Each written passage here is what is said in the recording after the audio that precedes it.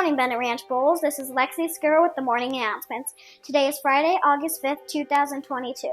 Joke of the day. What did the elephant wear to the pool? Swimming trunks.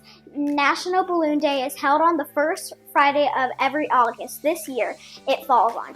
It is dedicated to celebrating the jiggly, water-filled balloons that can make a dull, hot summer's day memorable and enjoyable.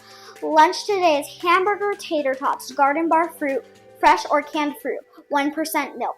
Weather today is mostly sunny with a high of 88 degrees. We have our first assembly this morning, so let's go over the assembly SOPs. Enter this assembly performance quickly and quietly. Sit quietly while waiting for the assembly performance to start. Voices off during the assembly performance. Take students to the bathroom before the assembly. Clap appropriately at the end of each song speaker and at the end of the assembly. Be respectful at all performance speakers by being supportive and give the speakers your attention.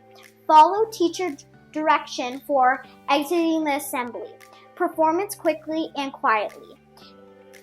Everyone have a great day, and remember, Bulls lead the way.